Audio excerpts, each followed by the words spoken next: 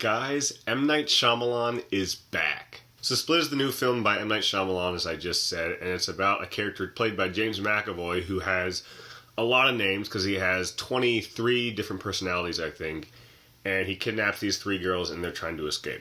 Now, those who know who M. Night Shyamalan is, you know he's had a lot of ups, a lot of downs. His first couple films, Sixth Sense, Signs, Unbreakable, all great films. And in my personal opinion, I also think The Village is great.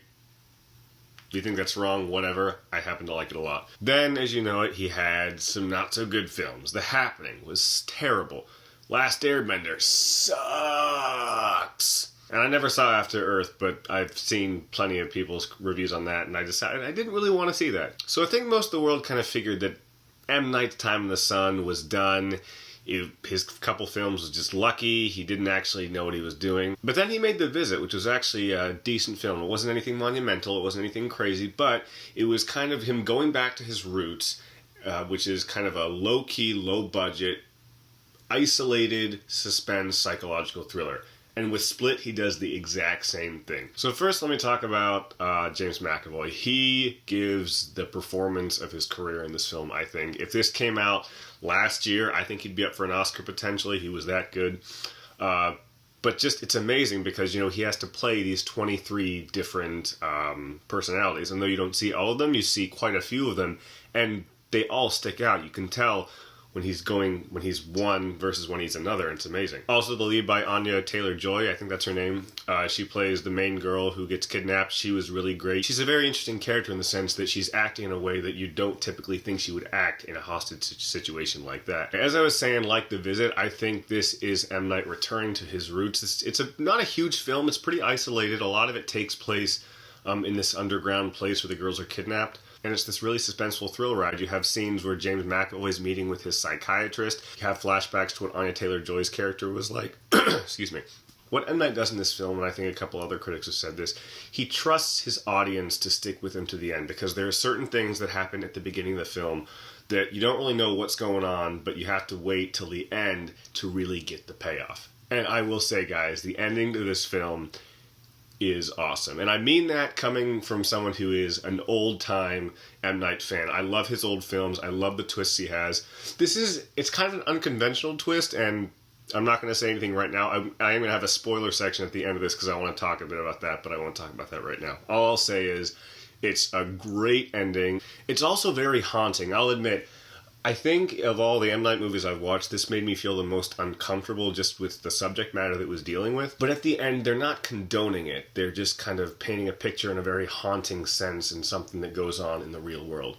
And I thought they kind of left it. They don't give you clear answers what happens at the end, but they kind of give you an assumption of, okay, this probably happened. So overall, guys, I had a great time with Split. It was just what I wanted from an M. Night film. It was suspenseful, it was well acted, a great twist at the end. It was really well shot too, I didn't mention that earlier. Really isolated shots, close-ups of people's faces. Felt really creepy and really well done. Overall, I'm going to give this film an A-. It's not a perfect film. I think the first few minutes are a little clunky, and the two other girls who get kidnapped with Anya Taylor-Joy's character are okay, but they're nowhere near as good as James McAvoy and Anya Taylor-Joy. Alright, so now that that's out of the way, this is the spoiler section, so if you haven't seen it yet, don't watch this, especially if you're an M. Night fan. Please do not watch this, because you definitely want to check out the twist for yourself. So I'll admit, when I saw the end of this film, I wasn't exactly sure what I was seeing. There's a point at the end where I wasn't really sure what was going on at first, and I was like, okay, I feel like something's up, but I'm not really sure, because there's a shot where it pans in on Bruce Willis sitting in a diner, and the name Dunn on his shirt. And I was like, Dunn, Bruce Willis, that seems familiar.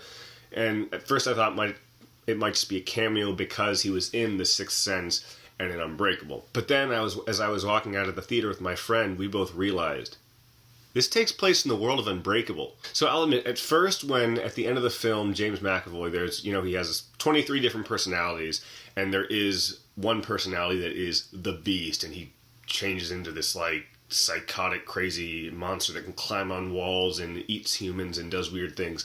And at first I was like, that's kind of pushing the weirdness of this thing, because at first it seemed kind of realistic, so to speak, but that seemed a little over the top.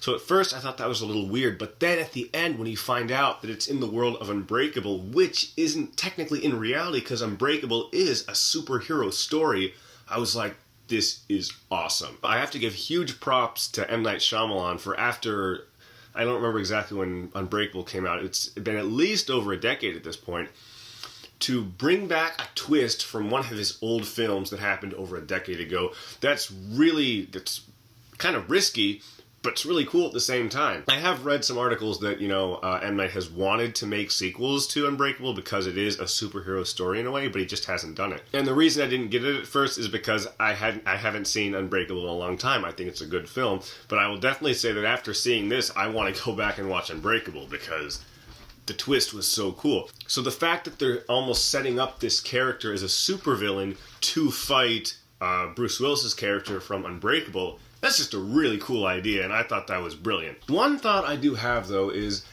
obviously I'm sure M. Night's toying with the idea of making another Unbreakable film where Bruce Willis does fight James McAvoy's character. That would be kind of cool. However, I almost wonder if he could really pull something like that off, because part of me thinks that the idea of that would actually be cooler than the movie itself. Anyway, regardless of what happens, I'm so glad that M. Night was able to come back to his old roots and make a really good movie after pretty much going as low as you can, because some of those films he made were bad. But I think this film is really bringing him back to his roots.